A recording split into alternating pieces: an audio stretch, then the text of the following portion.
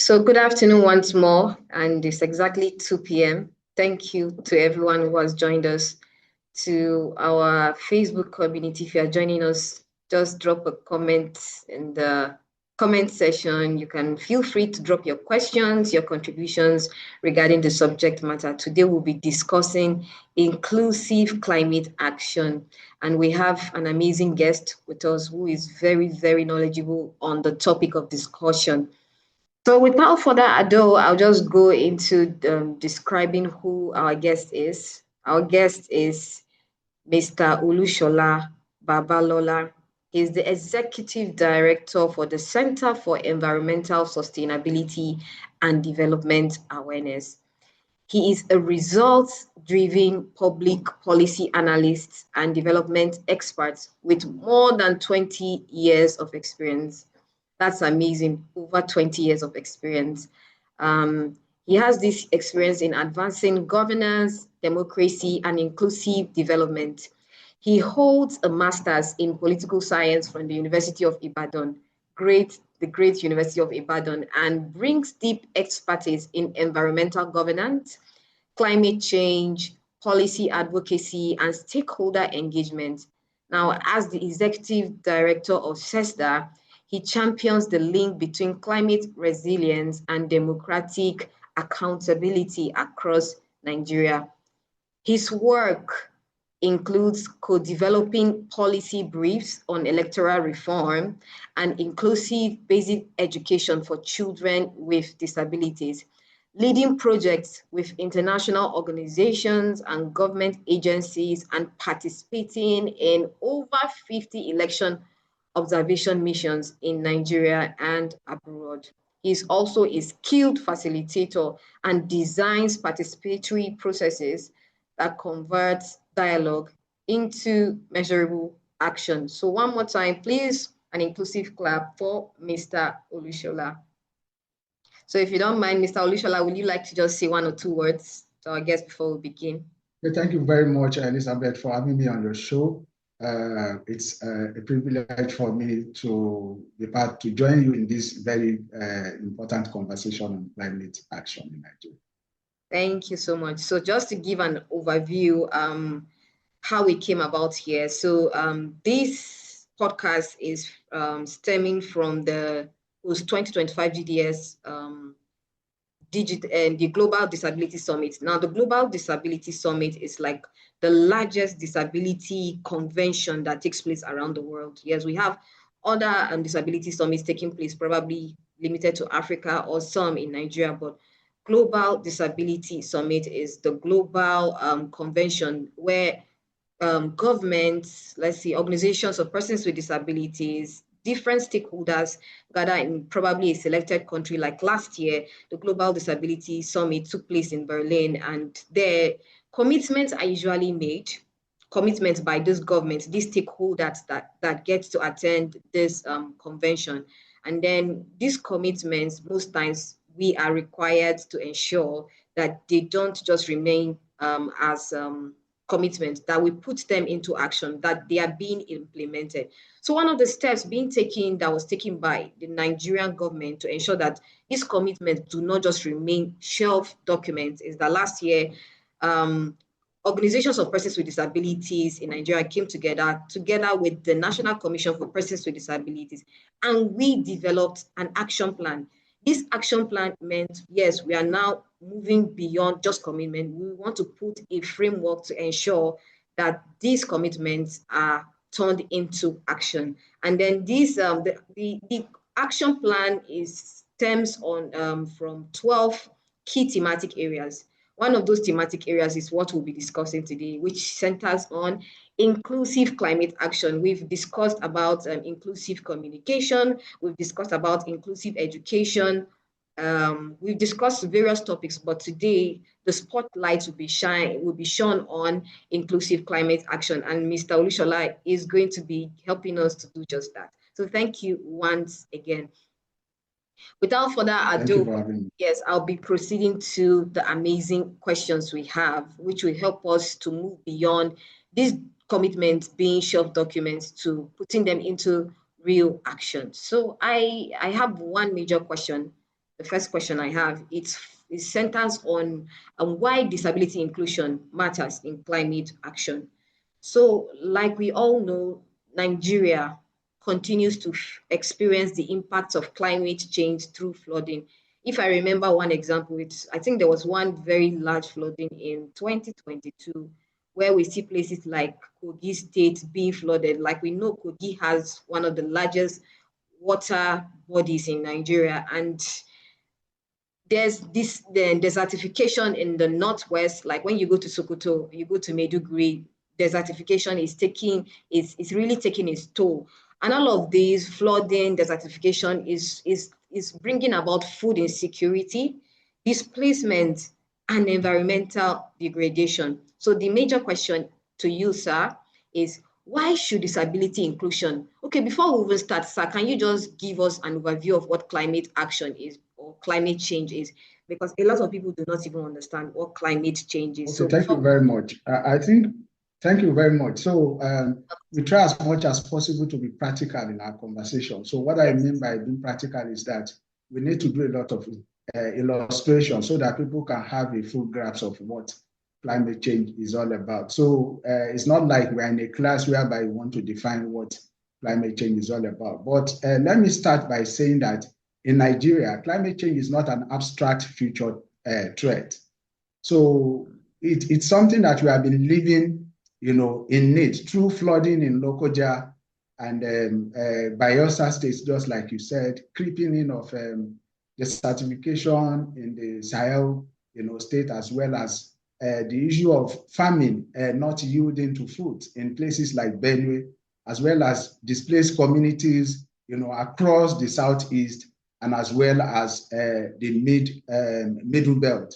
So in Nigeria, so aggregately, when you look at the myriads of issues that I've just itemized now, then you begin to have an idea of what climate change is all about. We talk about desertification. We talk about farmland not yielding to planting again in Benue State.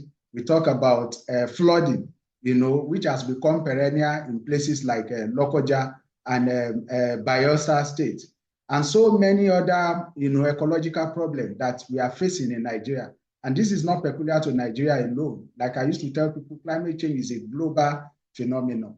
So that we really need, to take an action against. So from that, what is it called, perspective, I think people will have a grasp of what climate change is all about. So, and when you look at this, especially in Nigeria, we are talking about 25 million people with disabilities. That's about 1/8. That's 1 out of 8 Nigerians, that we are talking about here now. So that is the more reason why we need to even take it, more serious in Nigeria. Because if we don't do what we need to do, then it means we are designing failure for 1 out of 8 Nigerians. So, and according to the, what is it called, the World Bank data, so it says we are 220 million Nigerians. So, and if you pitch that against 25 million, people with disability, that is very huge. So, then we need to look at it from the perspective of law as well, too. What do I mean by law? I'm talking about the legal framework that actually guide the operation of climate change, in Nigeria and internationally. For example, we have a Climate Change Act, that make provision for people with disabilities in Nigeria. Then we have Article 11, United Nations Article 11, that discriminate against, speak against discrimination against people with disabilities. So the issue of climate action in Nigeria is not a charity. It's legal, it's moral. It is backed up, by law. Either the international convention that Nigeria is a signatory to, which I've just mentioned here now. So, and we shouldn't treat it with levity. So, and that is the more reason why, we have to take it very, very seriously and more important, at the end of the day. So, and just like the question you asked, how do we ensure, that the PWDs are not left out in the safety net? So, and that is the reason why we need to bring them to the table. They have to be in the room. So, they have to be part of the governance decision-making process in Nigeria. They are not spectators. They are not just mere beneficiaries. They know where the shoe pinches. And that is the reason why they have to be part of decision-making. And that's the reason why they have to be part of the budgetary allocation, to inclusive climate, projects in Nigeria. And that is the more reason why we have to be strategic too, because I can bet you, yes, we can have consultants, but if you bring in a PWD on a wheelchair into a room, it should be able to tell you in practical experience what are their needs, what are their challenges, and what is expected from them. Thank you so much for helping us to better understand climate change. And thank you for giving the examples and being as illustrative as possible. So I'd just like to delve into our first questions about why disability inclusion should be considered as a component of climate change. Yes, you have rightly mentioned that climate action, inclusive climate action, is a human rights thing. So, but I want us to discuss further why people should ensure that disability inclusion is considered as a fundamental component of climate action, and then how we can ensure that persons with disabilities are meaningfully included in the implementation of the Climate Action Act that you just mentioned. Okay, I'm going to look at that through three factors. Okay. I'm going to look at the impact. You agree with me that impact is not equal when it comes to the issue of climate change. Yes. All over the world, this is not peculiar to Nigeria too. And when we talk about impact needs, to be disproportionate. So what do I mean by disproportionate? People are talking about PWD. There are different clusters of PWD.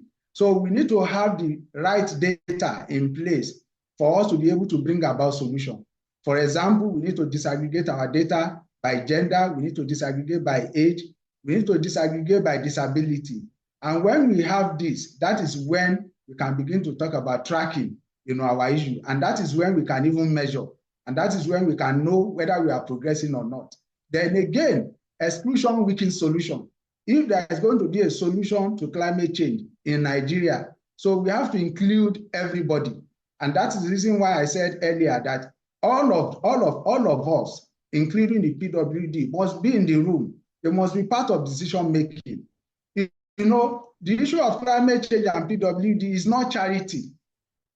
It's not charity. So it's a right. It's legal. It's moral. They have to be there because that is the only way they can make a meaningful contribution to policies that has to do with PWD and that has to do with inclusive climate action.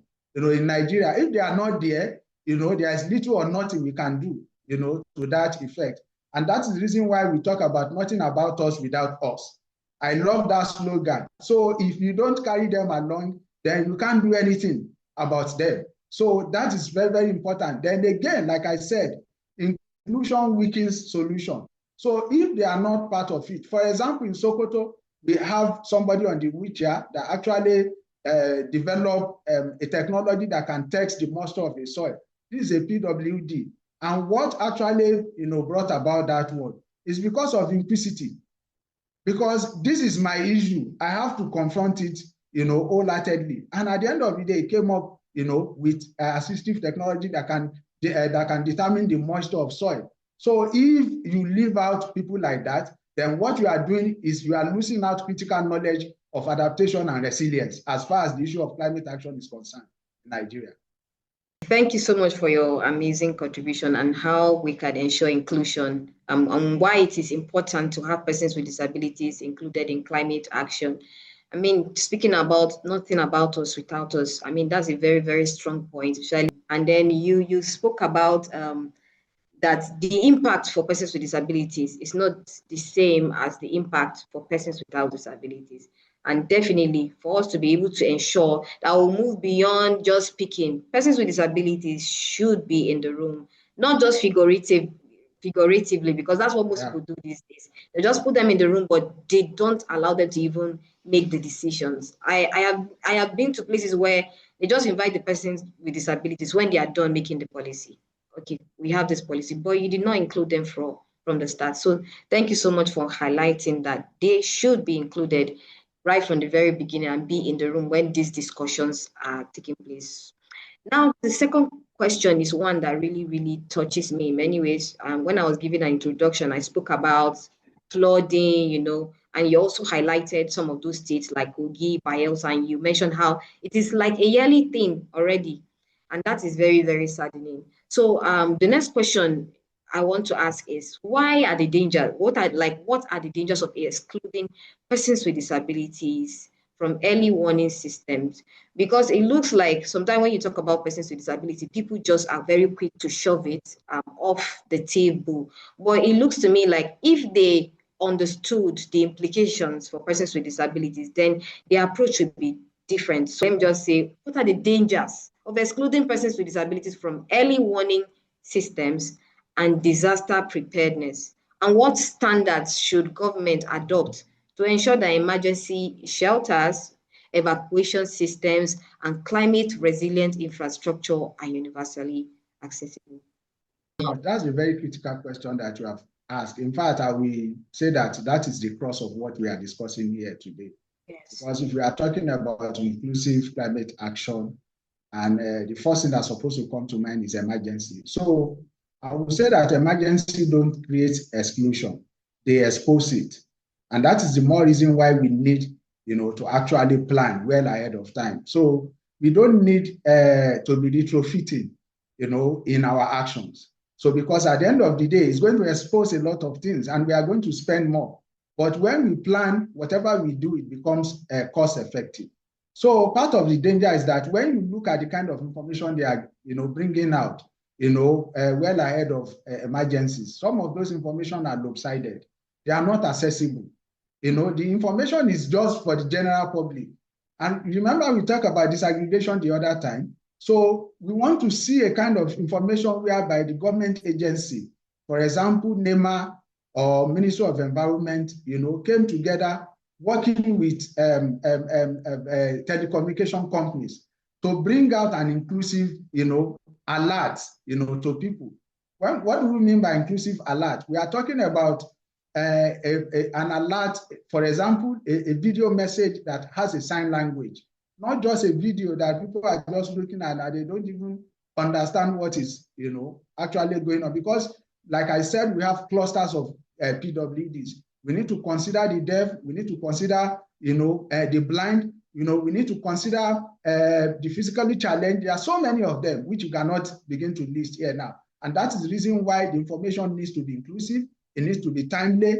You understand? So that at the end of the day, everybody will be aware so that they are not caught napping at the end of it. Because if you don't do it, for example, in a community whereby there is a flooding and you don't give a prior information to that time and they have a very narrow bridge, as an exit, how do you expect somebody who's physically challenged or a blind to navigate his or her way through, such a community? So at the end of the day, if you don't do it, what we are trying to do during the crisis is to create catastrophe. So it's to create another set of disaster, for people at the end of the day. So shelter becomes, secondary disaster in that situation. Why do I say that?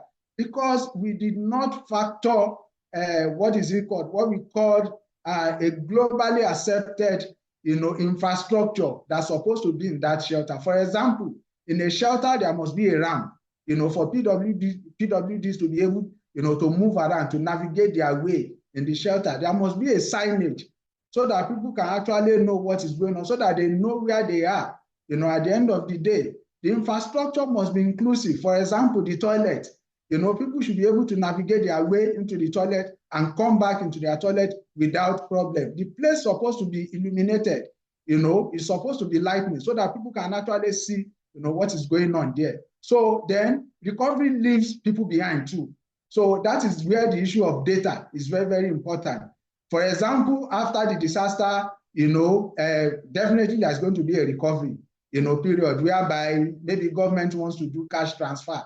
And if PWDs are not documented properly even before this time, then we begin to see them joining the same queue with other people, and which is bringing more stress to them.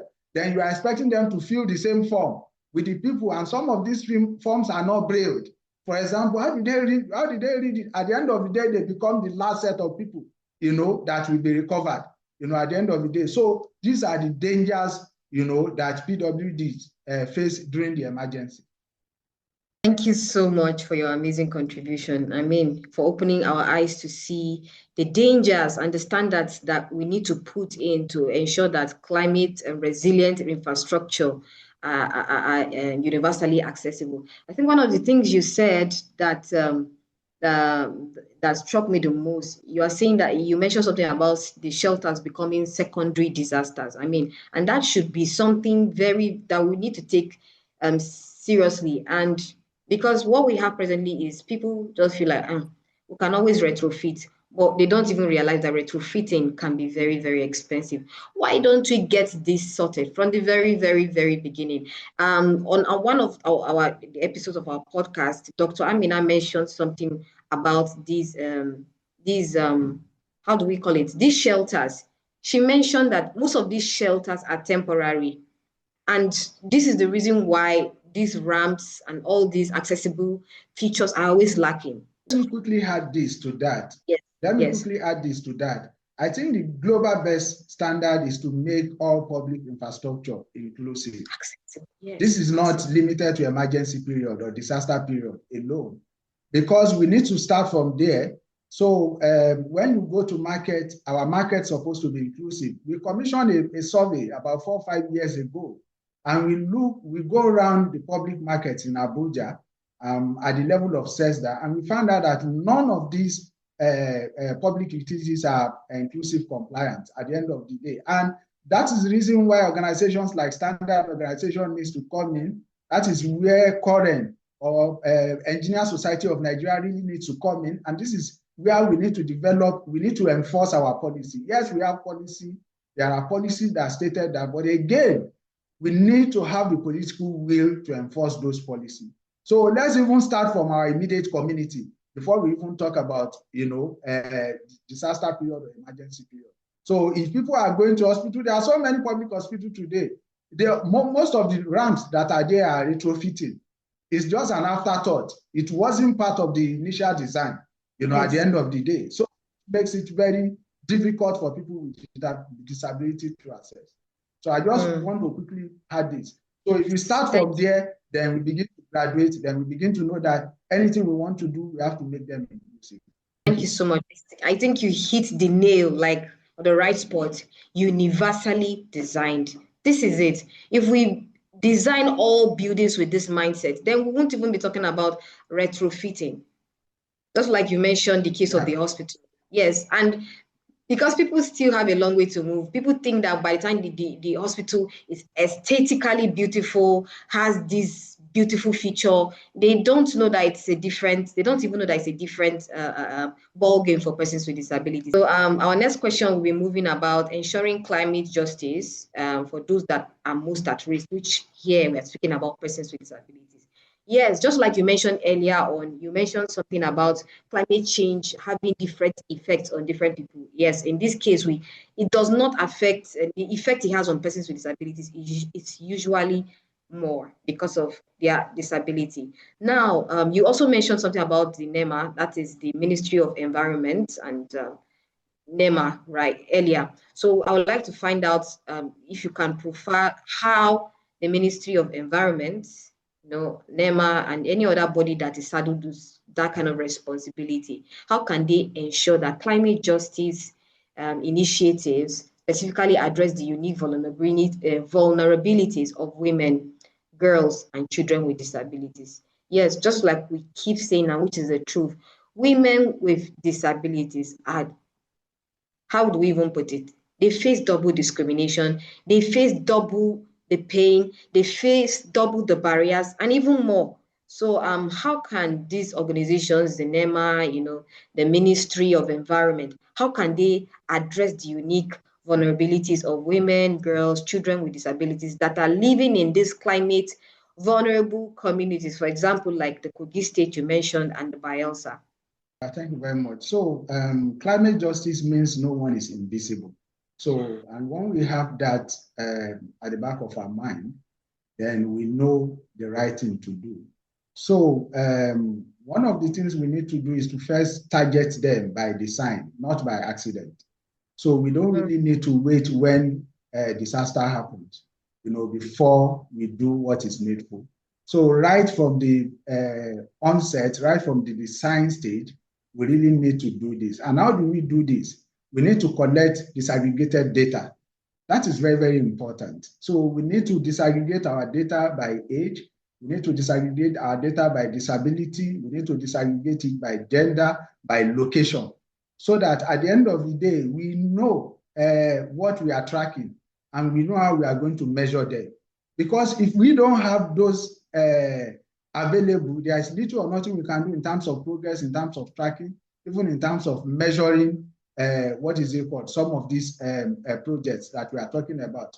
So another thing is to ensure that funds are targeted on program. And how do we do this? We can ring fence funds, you know, in ecological areas like Bayelsa you talk about. So making sure that certain percentage of, you know, budgetary allocation for developmental projects, you know, or capital projects are meant specifically for PWDs. And it's not just on paper. And all these things, we need to ensure that all the line items are audited. Yes, you can talk about training for PWD in Bayelsa, for example, but what is the quality of the training? For example, is it a training with a conventional manual, the one that does not made readable for people to read, for blind to read? So those are the kind of things that, is it a kind of training that the venue, it is not inclusive compliant? Because we have seen a situation whereby they brought PWDs into a venue that is not inclusive enough, you know, for them, you know, to even operate. So those are the kind of things that we really need to do. Ring fence, you know, certain funds, certain percentage of funds to ensure that these funds are targeted on PWD community, either for training, either for advocacy, either for what is it called, enlightenment program. So this is very, very important. Then, like I said, it's always important to put them in the room. They have to be part of the discussion. They are not just mere beneficiaries. They are stakeholders. They are part of the process. And the only way you can know what exactly the issue of the challenges of PWD is to ask them. They know where the shoe pinches. They know their challenges. And some of them can even provide solution to some of their challenges. You don't just put a mere figure as budgetary allocation for them. They know what are the issues. So you don't just do that. And that's the reason why we have to be very strategic. You know, when you are doing that, you have to make them a voice. They are a voice already. You have to create that platform for them to express, you know, themselves. You don't talk on their behalf. They know their issue. They can talk on their behalf. They know what exactly the kind of solution they want. They know how to navigate through, you know, individual processes, and they know, you know, at the right time what they need to do to ensure that there is respite, you know, for PWDs. So these are part of the things that we need to. Then we need to fix the last mile gap. That is very important too. If the last mile gap is very important, because while you are doing your intervention and you are forgetting someone who is what is it called? Somebody that is down with cerebral palsy in Bayelsa, for example. How do you locate them? And you thought you have done something special, but at the end of the day, you need to fix, you know, that last mile gap, and that is the reason why community engagement is very, very important. You need to create a resilient and adaptive community system whereby nobody is left behind, and that is the reason why we need the responders to make sure that they get to the last person, to make sure that they bring respite to the last person, to ensure that solution is brought to that community. Thank you so much. Thank you so much for this amazing. I mean, you mentioned quite a lot on how we can ensure that we include women and girls with disabilities that are living in this climate vulnerable communities. I mean, I was just writing, and I think one of the major things you spoke is about targeted by design, and we cannot ever overemphasize this. And how do we target by design? Data. Data will always remain a strong point, and not just any kind of data, but disaggregated data, because data, having the right data means you are able to plan exactly for what number of people according to their needs. Thank you so much. And speaking about the quality of the training, not just any kind of training. These trainings need to be done by professionals, people who understand the technicalities involved with disabilities. Thank you so much. And speaking about targeting the funds for the right thing, and I mean, one of the things you also spoke about is asking these persons with disabilities. We must never assume we know what they need. Thank you so much, sir, once again. Moving on to the fourth question, which is centering on leadership. So, sir, can you please share with us what ways inclusive climate action empowers persons with disabilities to become leaders, probably innovators, advocates, active contribution to climate resilience within their communities?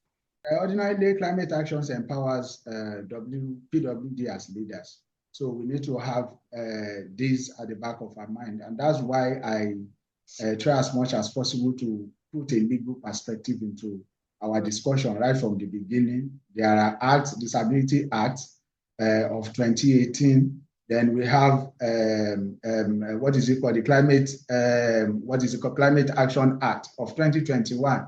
Then we have the bigger elephant, which is the United Nations Articles. So, which of course Nigeria is a signatory to. So, and we need to look at it from that perspective. So everything we need as far as inclusive climate action is concerned is embedded in those frameworks. So all we need to do is to ensure that we get ourselves familiar with those frameworks. So how do we do this?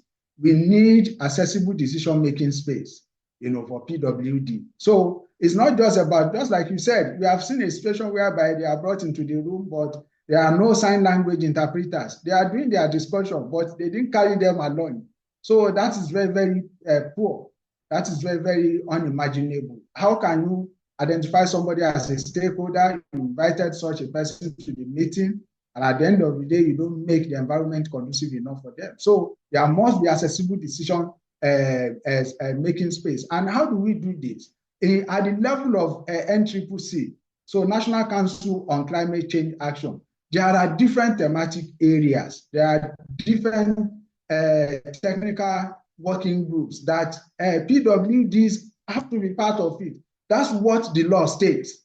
They have to be part of it. They don't just mention them in those acts passively. They have a role to play, and that is the reason why they have to be part of it. They have to be present, and they have to make it convenient for them to be present, and they have to keep the register, either at the level of NEMA, either at the level of NNC, either at the level of Ministry of Environment. So either at the level of other extra-ministerial agencies that has to do with PWDs and climate action. So this is very, very important. They are not spectators, so they have to be part of it.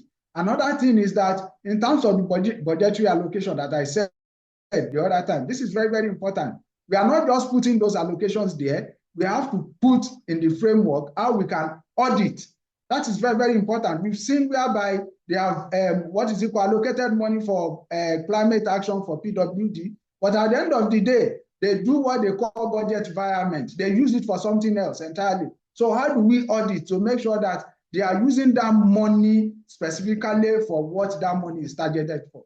So at the end of the day, so that is very, very important. Then we need to build targeted capacity. So, and this we can do among the organizations with people with disability. OPDs, we can select them, we can give them some specialized training to be able to, engage some of these development issues that we are talking about, to be able to step it down even to their members, at the end of the day. So we need to build targeted capacity. Then innovation is very, very important too, for adaptive technology. I talk about the man in Sokoto that came up with a technology to determine the moisture level of a soil. If we don't bring them in, how are we going to know about that? So that is the reason why innovation is very, very important. There are assistive and assertive innovations that PWD can bring on board, and which will be very, very important and useful to people at the end of the day. So advocacy and funding is very, very important. Their voices must be heard.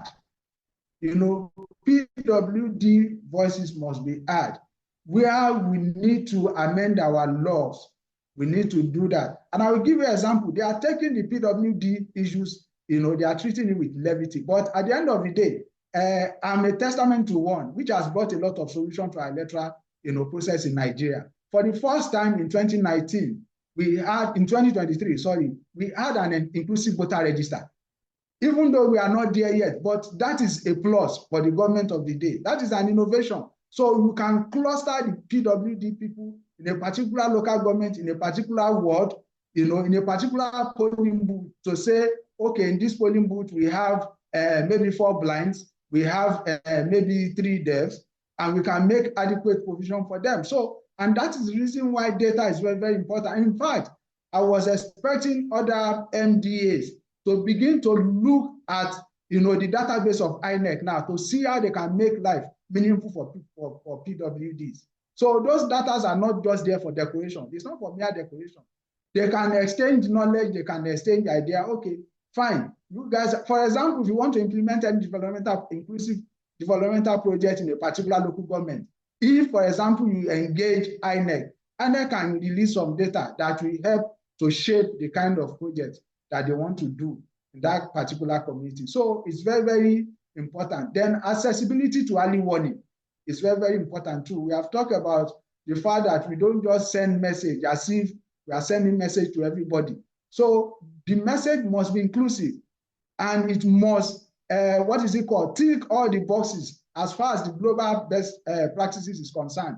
So we talk about the fact that there is need, for sign language, interpreter. Even when you are turning out your video, you don't just put out video, then you have in a situation whereby you are doing audio, the audio must be audible enough for people to see. When you are doing your graphics and illustration, you have to take cognizance of inclusivity as far as all those things are concerned. So, and where technology cannot actually reach people, then you try as much as possible. That's why we are talking about filling the gap of the last mile gap, as well. So that's why we need to create a community system that can equally reach people that are not reachable at the end of the day, people that are in hard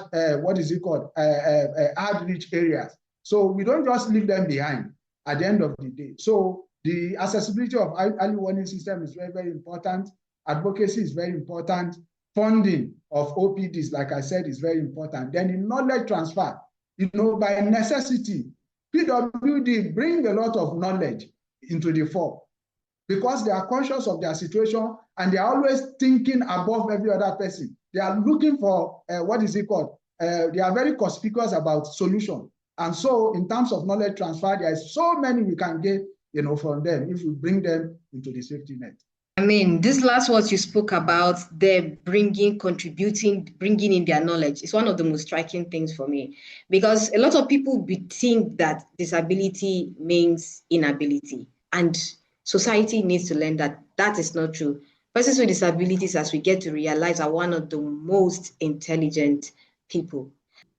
I mean, people just fail to realize that there's a load of knowledge that we are missing out on by excluding persons with disabilities. Thank you so much for shedding so much light on this. There's so much I have written down, and thank you for speaking about the legal documents we have, the UNCRPD, the discrimination against persons with disabilities. But I also believe that there needs to be a lot of there needs to be a lot of awareness creation on these documents, because a lot of people do not even know that there's a document as the Discrimination Against Persons with Disabilities Prohibition Act in Nigeria. So it behoves us to continue the awareness creation. People need to be aware that these provisions exist, and there are sanctions against people who fail to fulfill certain provisions of the act, or people who flout some of the provisions. So thank you so much for speaking elaborately about how to ensure inclusion, the leadership of persons with disabilities in climate action. Now to our final question. Our final question is speaking about how to ensure accountability. And you also highlighted it earlier because you spoke about monitoring. Yes, we have to monitor the process. We have to ensure accountability. But just in case there's something you haven't said before, this particular question really just focuses on accountability. Because just like you mentioned in the previous question, sometimes these budgetary allocations are made, but they are not really used for what they are intended. How do we ensure that these doesn't happen. And then just for us to give more flesh to this discussion, if you can share with us just 3 immediate commitments from the government, these government institutions and other stakeholders, on how they can, you've already mentioned them, but just in just 3 words, something that just sticks with us and stays with us for the entire conversation. Yes, just 3 things. Commitment to move from pledge to proof. Yeah, because commitments are pledged, but again, we must ensure that they come to being. So, and that is the proof of the commitment at the end of the day. Anyway, first of all, we don't just, even my answer is going to come in form of, how would I put it now? I will make it evidential in the sense that I'm going to put percentage to it. So in terms of representation in all climate governance bodies, I think 15% representation in all climate governance bodies, very, very important. Be it NEMA, be it NIMET, be it, what is it called, NCCC, that's National Council on Climate Change, and even at the subnational level, because oftentimes when we discuss the issue of PWD, climate action, we oftentimes leave out, people at the state and the local government level. So this commitment cuts across. It shouldn't be limited to national alone. As we are doing at the national level, we should ensure that even people at the subnational level equally, domesticate whatever, we are talking about at the national level. So 15% representation in all climate governance body.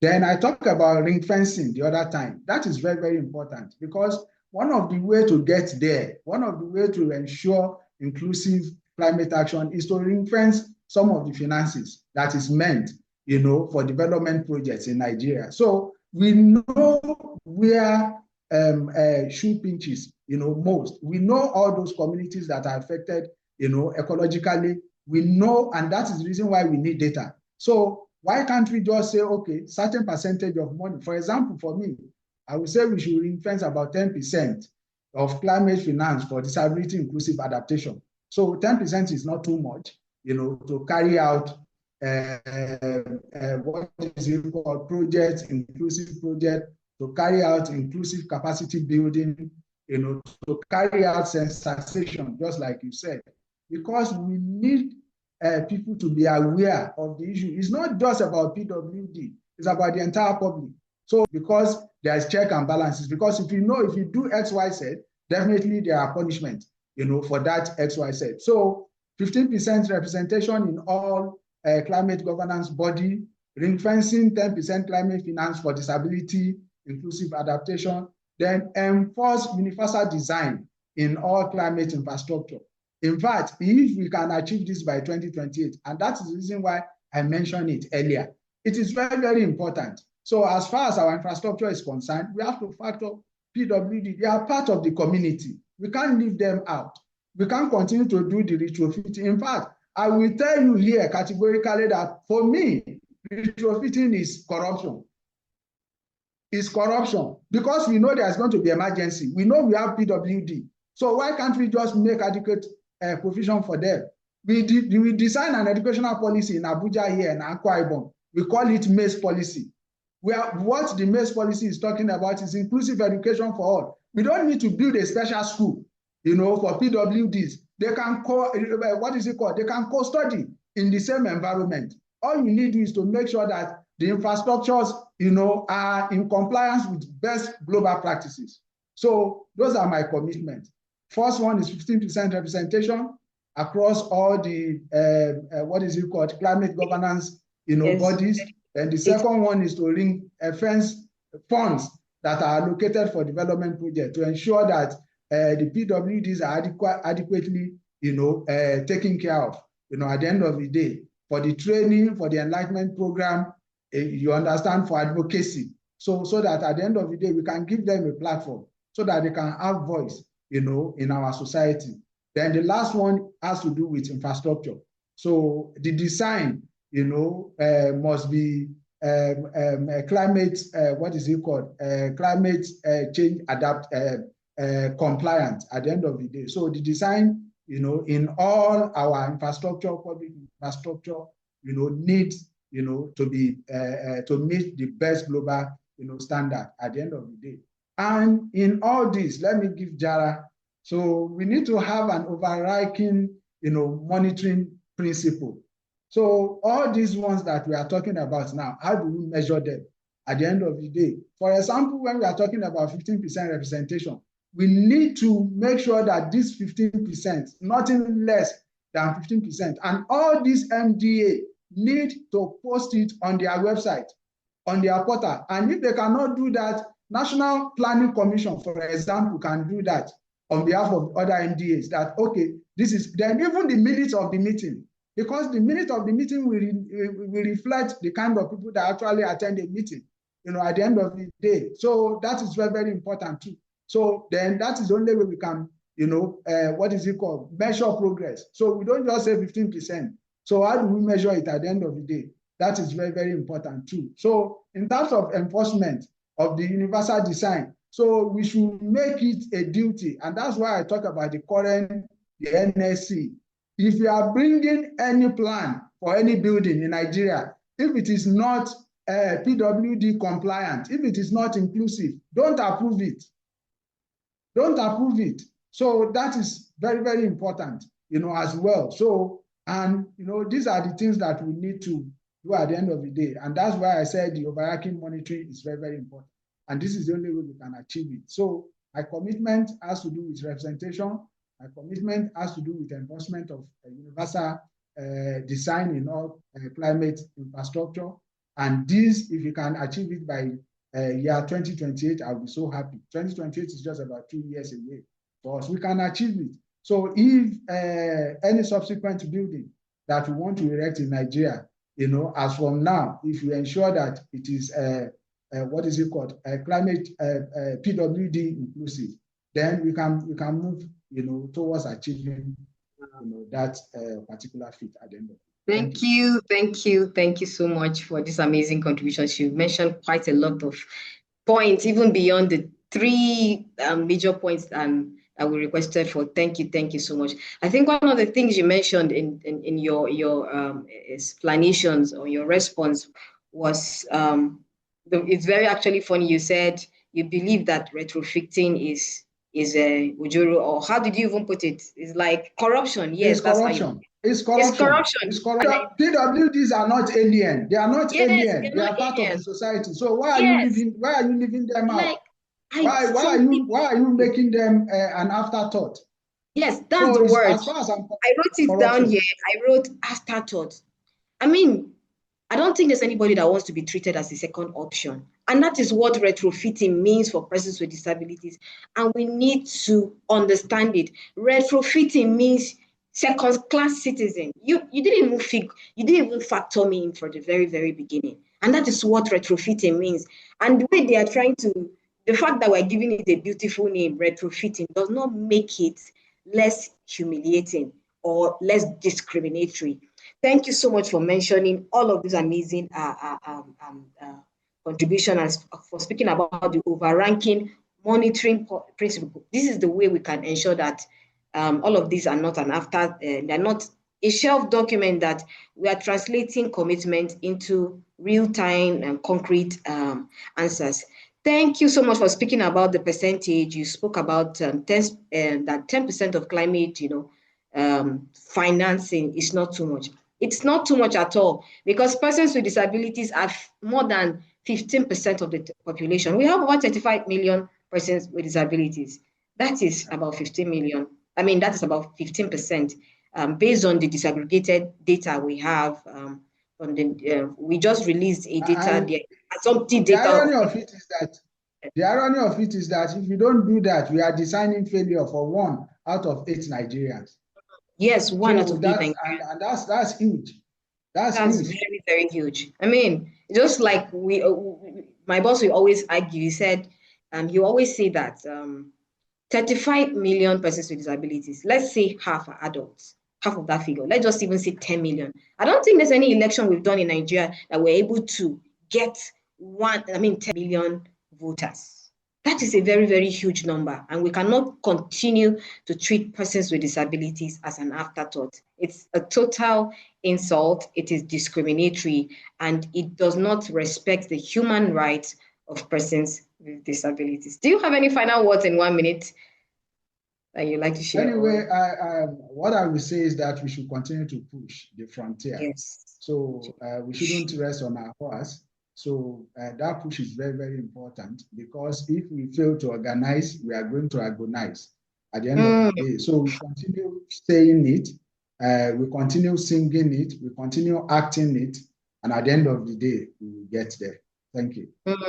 Thank you so much. And for your final words, that if you fail to organize, then we are going to agonize. Thank you so much. We had a very beautiful privilege of hosting the executive director of CESDA. CESDA is the Center for Environmental Sustainability and Development Awareness, in the person of Mr. Olusola Babasola. Thank you so much for joining us today, and thank you so much for shedding light on inclusive climate action and how we can ensure that this commitment that was made by the Nigerian government is not just a shelf document, but that we begin to see, we begin to hold substance to what we committed in the GDS summit that took place last year in Berlin. Thank you so much to everyone who joined the call. To our community on Facebook, we say thank you. And please feel free to drop your contribution. And we look forward to having you join us on the day after tomorrow. That is Thursday. On Thursday, we'll be discussing a very, very deep topic. It speaks about inclusive